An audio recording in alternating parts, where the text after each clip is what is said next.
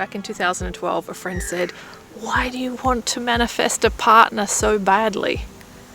And I was a little taken aback because I was like, it's so amazing being in love and having someone to share your life with. It was then I realized that maybe I was holding on a little bit tightly. But 3 things really helped me on my journey was to stop waiting and to identify what it is I was hoping to get from having a partner in my life. So I realized there was a couple of things that I could do right now to make me feel like I had a partner in my life. And so one of them was I really wanted to feel in love. I was like, I really want that feeling of being in love with someone, that magical, euphoric feeling. So what I did is I started to just imagine I was feeling in love. And I even used friends that were in a new relationship that were exhibiting that sort of lovey-dovey romance vibe.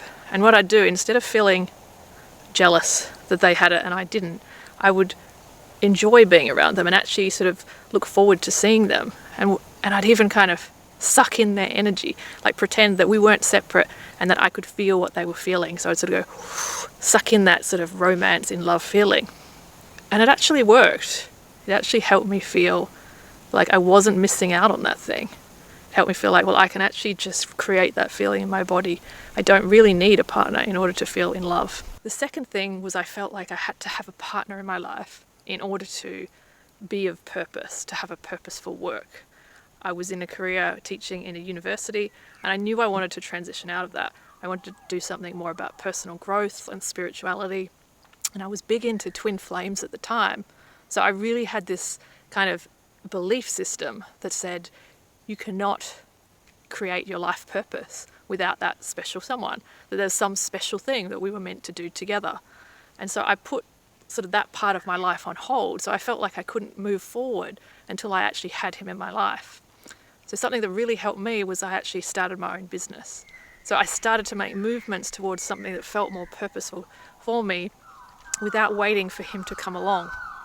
And again, it made me feel like my life is not on hold. I'm not missing out.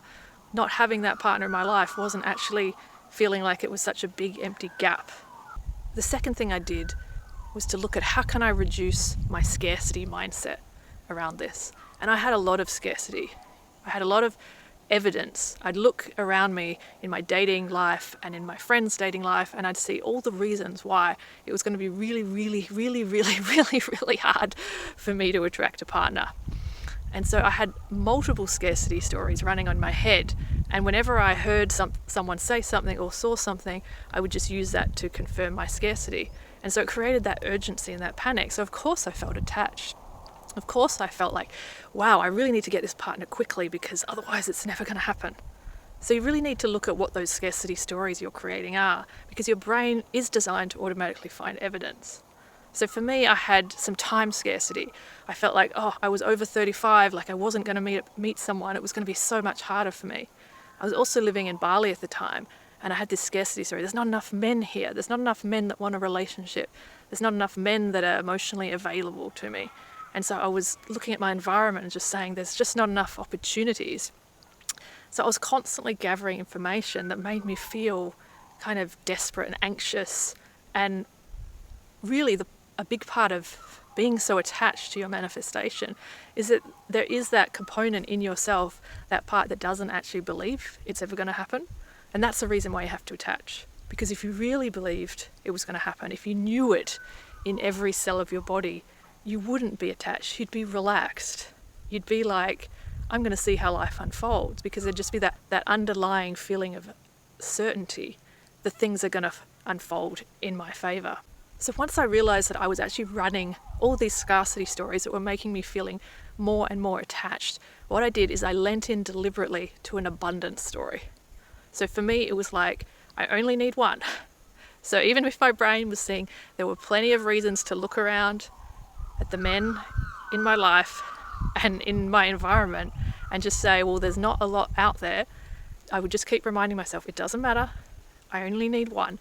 I only need one and only need one. And that really helped. The other thing I did was to remind myself I can meet someone anywhere. It doesn't matter where in the world I am. I can go traveling. I can be living in Bali. I can be living anywhere. I can meet that person anywhere. And those 2 abundance stories really settled down my body, settled down my nervous system, so that I could really relax into that sense of trust, that I could trust that this was going to happen at some point. I didn't have to attach because I didn't have to fear that maybe it wouldn't ever happen. The third thing I did that really helped was to look underneath the scarcity stories, to actually see that there was actually a deeper fear running this whole desperation to manifest and manifest fast. And it was almost like the scarcity stories were a distraction. There was a part inside me that really was afraid that the reason why I hadn't already manifested a new partner was because there was something wrong with me. Oh, it gives me shivers just to say it now because it was so true. And it was very convenient to look around me and come up with reasons why there was scarcity and to worry about there's just not enough emotionally available men out there. But once I healed that fear, once I had a really strong aha moment that there was nothing wrong with me, that all my dating disasters and not meeting the right guy was actually not because there was something wrong with me. It was just because I had met not the right person yet. That fear that something was wrong with me actually led me to date the wrong guys. So I had this aha moment, and I remember going, oh my gosh, there's nothing wrong with me. And do you know what happened? I just totally relaxed. I totally felt safe.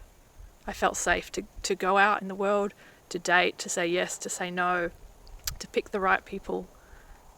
And then very soon after that, I met the man I'm now with. We've been together 9 years. We're very happy together. And I needed that aha moment. I needed to let go of the fear. I needed to let go of the fear in order to not attach. It wasn't simply about just trying to desire it less. It was about releasing what was driving the attachment. And once I did these three things, I very quickly attracted the man who is now my loving husband into my life. I felt like a completely different person. When I first started dating my husband, I just acted so differently. I was just calm and easy and non-attached, had no scarcity. I wasn't worried if things worked out, if they didn't. It was almost like I just reinvented myself with that one aha moment. So if there's something in your life that you have a real deep desire to manifest and it's not happening or it hasn't happened yet, and you know you need to kind of release that attachment to it, you know you're creating suffering for yourself, there are three things to focus on. So the first is like trying to understand the essence of the feeling you're after by having that thing and bringing it into your life now so you start to feel some relief and feel like you're not missing out. The second thing to do is to examine your scarcity stories about how possible it is for you to have that thing you want and to replace them with abundant stories. And be mindful to find a story that you believe, not a story that someone else has told you to believe, but something that really makes you feel reassured and calm. And the third thing is to do the inner healing work, is to step underneath the scarcity and actually see, is there some fear that I'm not facing of why I don't have this? And that is the real power in releasing your manifestation energy out into the world.